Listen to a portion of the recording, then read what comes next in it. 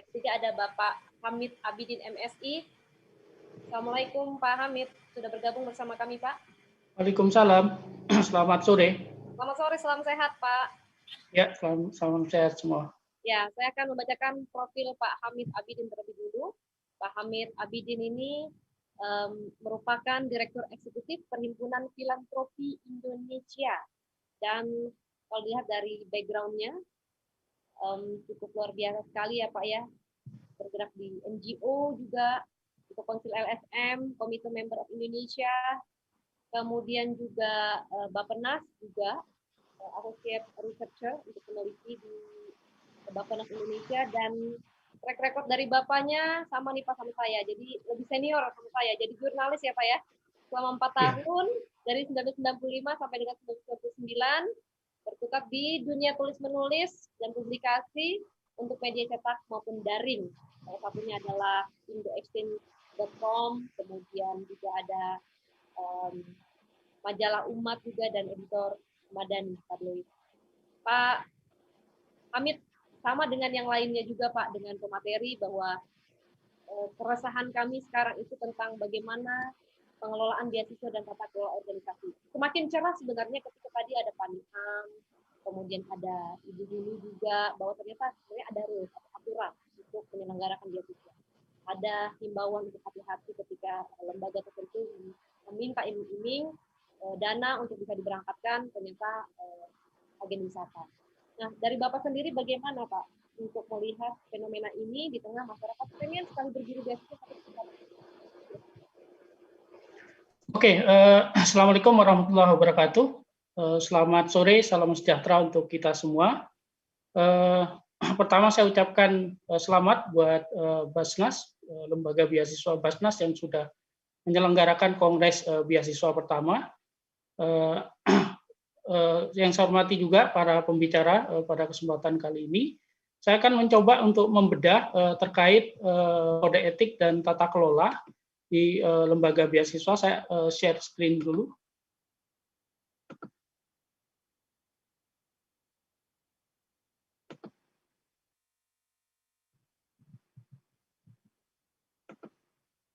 Apakah sudah terlihat?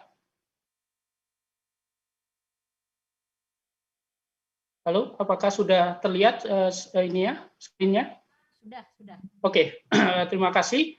Jadi sebelum saya masuk ke materi, mungkin saya perkenalkan diri dulu. Saya Hamid Abidin, Direktur Eksekutif Filantropi Indonesia. Filantropi Indonesia ini satu asosiasi lembaga-lembaga filantropi atau lembaga-lembaga amal yang bertujuan untuk mendukung meningkatkan kuantitas dan kualitas kegiatan filantropi, kegiatan berbagi, kegiatan menyumbang. Yang kalau kita lihat sebagian besar dari anggota kami pada logo-logo yang ada di depan ini banyak juga yang mendukung program beasiswa. Jadi ini yang menjadi concern kita juga. Kalau dilihat dari pola perilaku masyarakat Indonesia menyumbang, pendidikan khususnya beasiswa ini juga menjadi salah satu yang banyak didukung oleh masyarakat. Filantropi mengembangkan program-programnya melalui kegiatan riset, edukasi, komunikasi, dan kemitraan, dan juga advokasi dan fasilitasi. Jadi ini tempat bergabungnya lembaga-lembaga amal, lembaga-lembaga filantropi, baik itu yayasan keluarga, yayasan perusahaan, yayasan keagamaan, yayasan independen, dan juga yayasan filantropi media massa. Nah, sebelum saya bicara tentang kode etik, kita petakan dulu siapa saja yang menjadi pengelola kegiatan beasiswa. Kalau kita lihat, di situ ada pemerintah Indonesia, ada pemerintah asing, ada juga lembaga donor asing, ada juga perusahaan, tapi yang banyak juga mengembangkan beasiswa adalah lembaga filantropi, baik itu yayasan keluarga, yayasan perusahaan, yayasan keagamaan, yayasan independen, dan Basnas termasuk salah satu dari apa yang disebut dengan religious filantropi atau yayasan filantropi berbasis keagamaan dan menjadi anggota kami juga. Tapi ada juga lembaga pendidikan, baik itu sekolah atau perguruan tinggi yang memberikan beasiswa. Nah, ini yang baru. Jadi di Indonesia sekarang ada yang disebut dengan perusahaan sosial, social entrepreneur atau impact investment, yang melihat beasiswa ini menjadi satu peluang juga. Nah, disinilah kita perlu melihat mulai ada pergeseran dari beasiswa yang sebelumnya bersifat sosial, mulai masuk ke ranah bisnis. Karena ada banyak lembaga-lembaga yang perusahaan-perusahaan sosial, startup yang mengembangkan program apa yang disebut dengan studi, beasiswa atau student loan yang juga menyediakan beasiswa. Dan skemanya berbeda dari beasiswa pada umumnya, karena di sini sifatnya loan atau pinjaman. Nah, kalau dilihat perannya, jadi masing-masing lembaga-lembaga itu ada yang disebut sebagai grant making atau donatur. Ini lembaga-lembaga yang punya duit dan langsung menyalurkan baik ke lembaga yang lebih kecil ataupun melalui perguruan tinggi, sekolah, atau langsung ke penerimanya. Jadi intinya mereka punya duit, mereka grant making, mereka donatur. Di situ ada pemerintah, ada perusahaan, ada juga lembaga filantropi, misalnya Tanoto Foundation, Tahia Foundation, kemudian Tahir Foundation, dan lain-lain. Mereka punya duit dan memberikan beasiswa. Ada juga yang disebut dengan intermediary atau perantara. Ini lembaga yang sebenarnya nggak punya duit, tapi dia melakukan kegiatan fundraising, kemitraan dengan pihak lain. Nah, kemudian dana yang diperoleh untuk program beasiswa itu kemudian disalurkan ke lembaga yang lebih kecil atau ke perguruan tinggi. Misalnya ada lembaga-lembaga filantropi atau perusahaan sosial yang dia menggalang dukungan atau menjalankan bisnis, tapi kemudian disalurkan pengelolaannya itu melalui perguruan tinggi atau melalui lembaga-lembaga yang lebih kecil. Nah, yang ketiga ada yang disebut dengan implementing, pelaksana. Jadi lembaga ini dia menggalang dukungan, nggak punya duit sebenarnya, dia menggalang dukungan, kemudian dipakai untuk membiayai beasiswa yang dia kelola. Ya, misalnya lembaga pendidikan, kemudian lembaga filantropi, ada juga di situ. Nah, yang lain ini yang sekarang perlu kita cermati terkait dengan pengaturan dan kode etik. Ada yang disebut dengan investor dan income generator. Jadi di lembaga ini mereka mengembangkan berbagai usaha, salah satunya melalui skema beasiswa atau perjalanan ke luar negeri atau penelitian dan lain-lain yang sifatnya pinjaman. Nah, di situ ada perusahaan sosial atau impact investment yang ada. Nah, ini yang sekarang kelihatannya pengaturannya belum terlalu ketat dan detail di Indonesia. Yang di dalamnya kemudian muncul juga berbagai masalah dan baik masalah terkait hukum maupun etika. Nah, kalau kita lihat skema beasiswa, dulu beasiswa itu banyak dikembangkan melalui skema grant atau hibah, sumbangan. Jadi ada orang menyumbang, memberikan dana, dia tidak mengharap sesuatu, kemudian dijadikan sebagai program beasiswa. Jadi sifatnya lebih longgar, jadi tidak ada tuntutan-tuntutan yang sifatnya mengikat. Kalaupun ada, itu lebih bagaimana kemudian penerima diminta untuk mengabdi dan lain-lain. Tapi ada juga sponsorship, ikatan dinas. Nah, ini lebih ketat. Jadi sifatnya sebenarnya sumbangan, sukarela, tapi ada ikatan. Jadi kalau nanti sudah selesai, dia diharapkan untuk kembali ke perusahaan atau mengabdi di yayasan atau perguruan tinggi tertentu. Jadi ada ikatan dinas di situ. Ada fellowship, ini sebenarnya lebih memfasilitasi baik itu peneliti, mahasiswa, siswa dan lain-lain untuk melakukan tinggal di satu negara, kemudian melakukan penelitian atau kajian atau ikut konferensi tertentu. Ya, jadi ini beasiswanya juga cukup banyak ini. Saya beberapa kali pernah dapat fellowship untuk ke Inggris, kemudian ke India, dan itu disupport oleh beberapa lembaga filantropi dan pemerintah asing juga. Nah, yang ketiga student loan. Ini yang saya bilang tadi. Jadi skemanya agak berbeda dengan beasiswa pada umumnya karena di sini relasinya adalah bukan sumbangan, bukan sukarela, tapi kemudian pinjaman. Ini yang sekarang banyak dikembangkan oleh startup karena mereka melihat potensi kebutuhannya cukup banyak gitu. Orang butuh beasiswa tapi dia nggak pinter, dia nggak cukup unggul, tapi dia ingin dan punya dana tapi nggak cukup. Nah, karena itulah kemudian dikembangkan student loan. Nah, banyak juga lembaga filantropi yang sekarang juga mulai menggeser ininya, yang awalnya beasiswanya hibah, lama-kelamaan dia geser. Ya, jadi kalau awalnya sumbangan murni, kemudian lama-kelamaan, oke, Anda saya kasih, tapi nanti ngembaliin separuh misalnya. Atau ada yang disebut dengan juga give back. Jadi nanti kalau sudah bekerja dan lain-lain dicicil untuk dikembalikan. Nah, ini yang sekarang juga mulai banyak terjadi. Ini perlu dipahami agar kita tidak salah paham terkait beasiswa. Jangan sampai kemudian ada anggapan loh beasiswa kok harus bayar lagi, beasiswa kok tidak gratis dan lain-lain, karena sekarang skemanya sudah berkembang.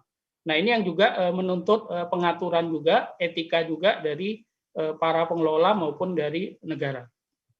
Nah, kalau kita lihat kita petakan persoalan-persoalan terkait terkait etika dan good governance, tata kelola di bidang beasiswa, itu bisa dipetakan menjadi empat aspek. Jadi di aspek sumber dananya, di aspek mobilisasi dananya atau hibahnya, kemudian di aspek proses tahapan seleksinya, dan juga di aspek pengelolaan dan penyaluran beasiswanya. Misalnya di aspek sumber dana atau donor, itu di situ ada masalah misalnya. Pertanyaan besarnya adalah apakah semua pihak itu boleh memberikan beasiswa? Apakah ada perusahaan-perusahaan atau pihak tertentu yang tidak boleh, misalnya perusahaan rokok, perusahaan minuman keras dan lain. Apakah mereka boleh? Itu perlu diperjelas karena kasihan mereka kalau dari awal tidak jelas, mereka sudah terlanjur ngasih tapi kemudian ada pro kontra.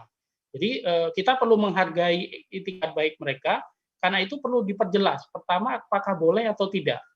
Kalau boleh, kemudian pertanyaan yang kedua, bagaimana aturan mainnya? Apakah sama dengan pihak-pihak yang lain yang secara kultur, secara entitas tidak bermasalah, misalnya yayasan sosial dan lain-lain, misalnya dibandingkan dengan tadi pabrik rokok, minuman keras, itu kan ininya kedudukan posisinya berbeda. Kalau pabrik rokok, minuman keras dan lain-lain ini boleh, kemudian aturan mainnya bagaimana? Agar tidak terjadi misalnya ada kasus kemarin terkait satu perusahaan rokok yang kemudian digugat gara-gara menempelkan brand pada anak yang kemudian dituduh mengeksploitasi anak. Itu terkait promosi dan komunikasi programnya yang kemudian secara kode etik tidak diatur dengan baik. Nah, yang lain ada aspek eksklusivitas juga. Misalnya ada pertanyaan-pertanyaan dari masyarakat, ini terutama kepada lembaga-lembaga keagamaan. Banyak lembaga keagamaan menggalang dukungan donasi publik, bukan hanya dari umat tertentu, tapi masyarakat luas untuk kepentingan beasiswa. Tapi beasiswanya lebih banyak dikhususkan bagi agama tertentu. Ini juga jadi masalah. Secara etika dipertanyakan gitu. Bagaimana ini Anda menggalang dari publik, tapi yang ditampung, yang dikasih beasiswa hanya dari agama tertentu. Nah, ini yang perlu kita clearkan juga. Yang lain di situ juga ada aspek one prestasi, misalnya ada sudah berkomitmen tapi kemudian tidak diberikan dananya. Nah, kemudian yang lain dari aspek mobilisasi sumber daya dana, misalnya ada persoalan terkait transparansi dan inkonsistensi skema. Misalnya ada kasus satu lembaga sosial ngasih beasiswa, tapi kemudian di tengah jalan dia merubah skema beasiswa itu yang awalnya beasiswa menjadi loan. Nah, penerimanya kemudian menjadi kecewa. Loh, kenapa tidak terbuka? Kenapa tidak transparan? Kenapa tidak dari awal saja disampaikan bahwa ini loan sehingga orang tidak berbondong-bondong mendaftar, begitu sudah di tengah jalan kemudian diminta untuk mengembalikan, misalnya begitu. Kemudian nilai persentase bunga ini yang saya tadi terkait lembaga-lembaga atau perusahaan sosial yang menyediakan loan atau pinjam untuk beasiswa, bunganya pantasnya berapa? Jangan sampai kemudian tujuannya baik, tapi karena dibebani bunga yang tinggi, kemudian menjadi masalah bagi peserta didiknya. Nah, yang lain juga terkait bagaimana strategi promosi tadi yang menyesatkan. Misalnya tadi ada banyak kasus tawaran untuk beasiswa keluar, tapi ternyata ujung-ujungnya hanya studi tour dan lain-lain. Yang lain juga politik etis ini yang juga banyak dipersoalkan. Jadi ada banyak kasus satu perusahaan misalnya membuka usaha di daerah tertentu bermasalah, tapi untuk menyelesaikan masalah ini kemudian ada semacam politik etis, janji untuk memberikan beasiswa, janji untuk. Jadi sebenarnya tujuannya baik, tapi ada masalah yang ditinggalkan karena mereka tidak menyelesaikan, tidak mematuhi hukum terkait operasionalnya, yang kemudian ditutupi dengan beasiswa. Ini kasihan beasiswanya. Jadi satu sisi mendidik masyarakat menjadi terdidik, tapi kemudian meninggalkan masalah lain, entah itu lingkungan, entah itu pencemaran, entah itu buruh dan lain-lain. Nah, untuk proses tahapan seleksi ini juga yang banyak dikeluhkan juga, ada beberapa masalah di situ, ada akses informasi yang eksklusif hanya untuk orang-orang tertentu gitu, tidak dibuka secara umum. Kemudian independensi tim seleksi ini juga jadi masalah juga, dan kapasitas. Misalnya kemarin ada ramai diskusi di Twitter terkait kapasitas tim seleksi satu program beasiswa yang pada saat seleksi bukannya tanya program atau bukannya tanya riset dan lain, tapi yang ditanya agamanya apa, kamu sudah nikah atau belum, kamu kok risetnya ke situ, apa nggak bertentangan dengan agamamu dan lain-lain. Ini satu masalah yang tidak melanggar hukum, tapi ada soal etika di situ. Nah, kemudian yang lain terkait kriteria persyaratan yang academic mandate, ini yang banyak dikeluhkan oleh teman-teman kita, terutama yang di desa, masyarakat kurang mampu, yang secara intelektual mungkin mereka tidak punya kapasitas di situ. Tapi banyak juga teman-teman kita itu nggak punya kapasitas intelektual, tapi mereka punya karya, mereka berbagi dengan sesama, mereka punya proyek sosial. Nah, mereka biasanya mentok karena pada saat apply itu sudah nggak sampai ininya kriteria. Sementara mereka butuh didukung agar mereka bisa sustainable dalam menjalankan programnya, atau programnya bisa di-expand, inisiatif sosialnya bisa di-expand secara lebih luas. Jadi diharapkan jangan hanya kriteria, jangan academic mandate gitu. Misalnya mungkin perlu didorong bahwa selain academic mandate, alternatifnya dia punya proyek sosial yang bagus, dia bisa membuktikan bahwa meskipun dia masih mahasiswa, tapi dia sudah peduli dengan sesama dan lain, itu menjadi concern yang perlu dipertimbangkan juga. Nah, untuk pengelolaan ada soal pungutan dan kompensasi, ada soal keterlambatan yang jadi kendala juga, yang justru membuat penerimanya menjadi sengsara karena diputus, karena mereka harus terlunta-lunta dan lain-lain. Nah, ada aspek juga eksploitasi penerima beasiswa. Jadi kadang-kadang dikasih beasiswa tapi disuruh kerja, disuruh ini dan lain-lain, yang dalam konteks tertentu sebenarnya kemudian dipertanyakan apakah ini sukarela, kegiatan kedermawanan, atau sebenarnya mencari tenaga kerja murah saja gitu dengan embel-embel beasiswa.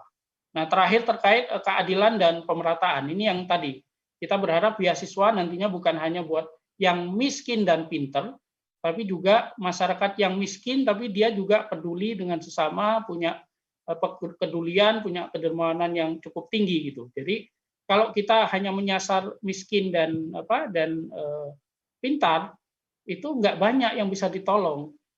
Karena sebagian besar masyarakat kita di level bawah justru miskin dan tidak pintar. Jadi perlu dibuka opsi terkait tadi. Jadi kalaupun mereka tidak pintar, ada persyaratan yang perlu dilihat kembali gitu. Tidak hanya sekedar pintar, tapi mungkin mereka punya inisiatif sosial yang bagus, mungkin punya inovasi dan lain-lain. Nah, bagaimana kemudian kita memperkuat tata kelola itu? Secara umum ada dua ininya. Skemanya. Satu, internal regulation, peraturan di luar pengelola. Jadi di luar pengelola ini sebenarnya ada aturan atau external regulation, perundang-undangan. Kalau kita lihat kan tadi ada banyak ya, misalnya ada PP peraturan Ristek Dikti nomor 6 tahun 2019 itu terkait. Kemudian Undang-Undang nomor 12 tahun 2012. Peraturan pemerintah nomor 4 tahun 2014. Jadi sebenarnya sudah banyak terkait hal yang mengatur tentang ini. Jadi lembaga beasiswa perlu memastikan bahwa dia memang sesuai dengan undang-undang yang berlaku.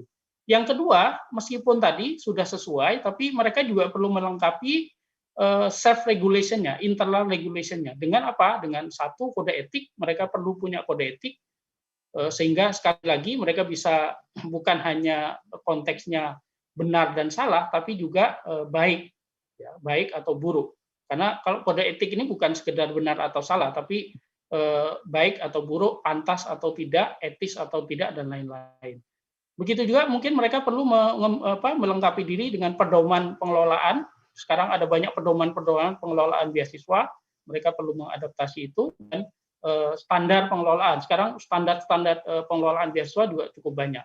Jadi itu upaya yang bisa dilakukan untuk memperkuat tata kelola.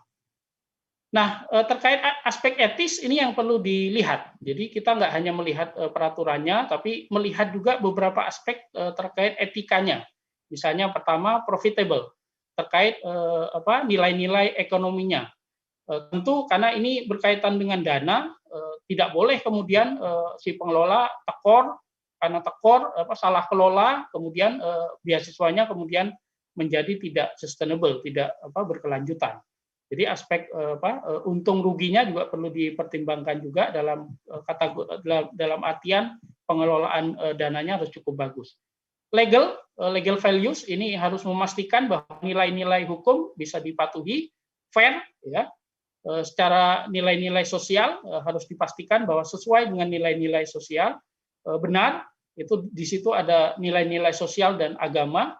Jadi kita perlu merefleksikan apakah yang kita lakukan itu mungkin secara hukum tidak salah, tapi secara sosial, secara norma masyarakat, norma keagamaan mungkin saja itu keliru. Gitu. Jadi itu yang perlu dipastikan juga. Nah, terakhir environmental values atau nilai-nilai terkait lingkungan. Nah, terakhir dalam konteks tadi memperkuat tata kelola dan etika beasiswa, rekomendasi kita bisa memperkuatnya dengan pertama memastikan pengelolaan beasiswa sesuai dengan peraturan perundang-undangan. Jadi pengelola beasiswa perlu memastikan ini, cek regulasi yang ada. Jangan sampai apa yang Anda lakukan kemudian bertentangan dengan regulasi yang ada.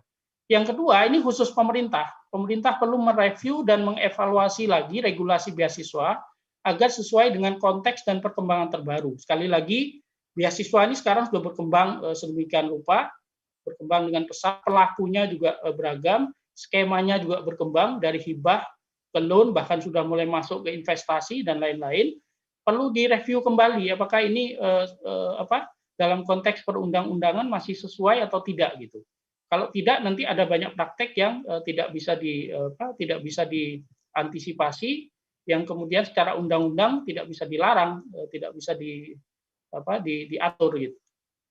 Nah, kemudian untuk lembaga-lembaga beasiswa, mereka perlu mengembangkan dan mengadopsi kode etik, pedoman, standar pengelolaan beasiswa yang sudah ada. Jadi bisa Anda bikin sesuatu yang baru, tapi bisa juga mengadopsi, karena sekarang udah banyak kode etik, pedoman, dan standar pengelolaan beasiswa.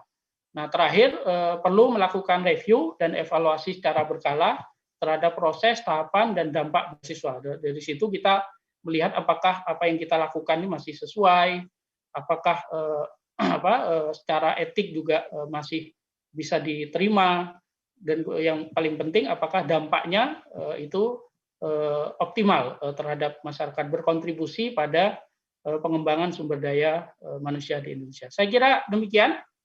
Terima kasih, semoga bermanfaat. Assalamualaikum warahmatullahi wabarakatuh.